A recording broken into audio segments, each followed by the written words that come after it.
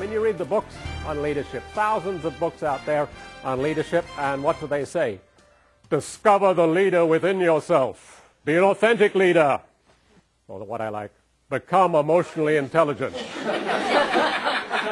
These things aren't wrong, that they're just a little bit too general to be practically useful when you're trying to figure out what you do 9 a.m. Monday morning.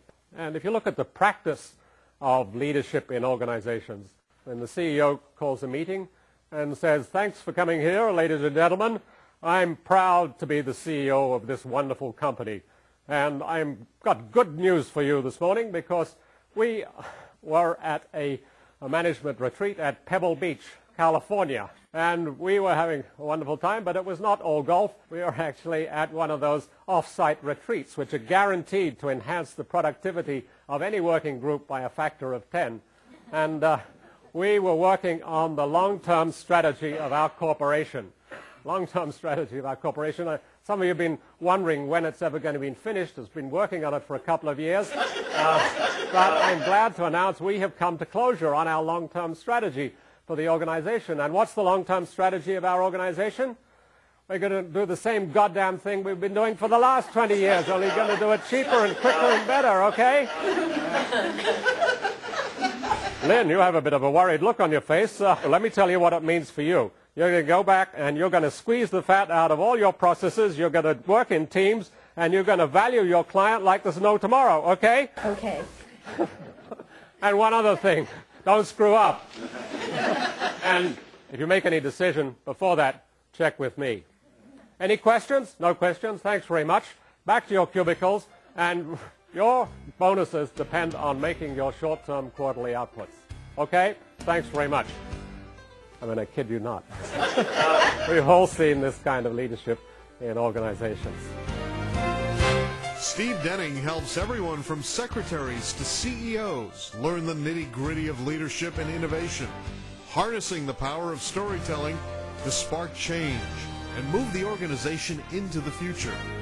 It's often assumed that the trappings of power will help you be a leader. But just think about the kinds of things, the trappings of power, and see whether they really do help you. I mean, if you have hierarchical power, you might have the right to, say, a big, luxurious corner office.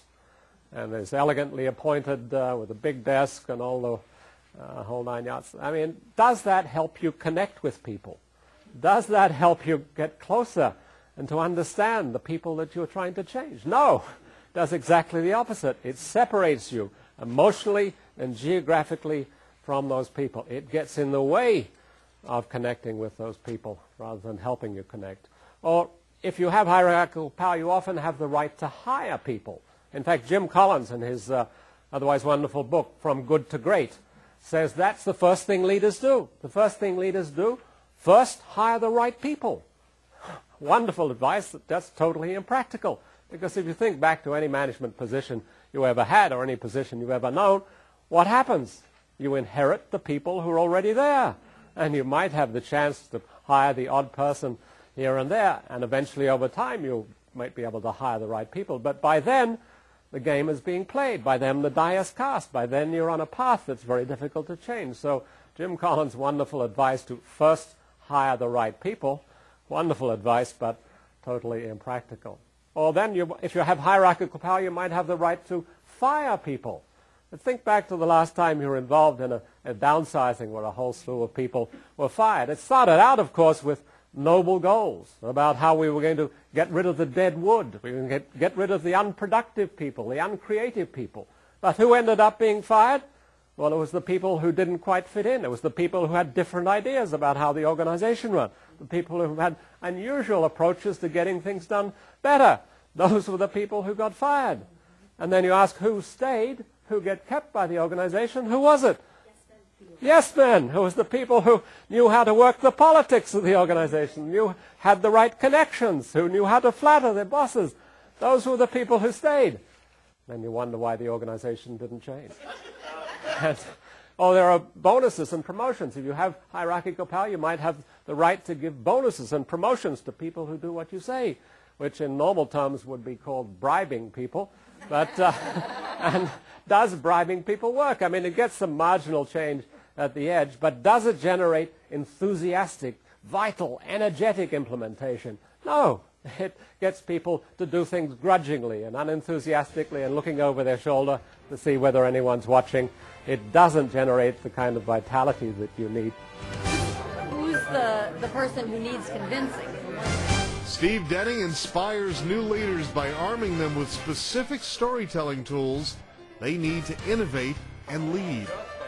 There's nothing new about leadership which is about doing more of the same. What is new is the world economy is now changing so fast and so thoroughly that more of the same strategies and top-down leadership basically don't work anymore. More of the same, better, quicker, and cheaper. It can buy you time, but it can't buy you survival.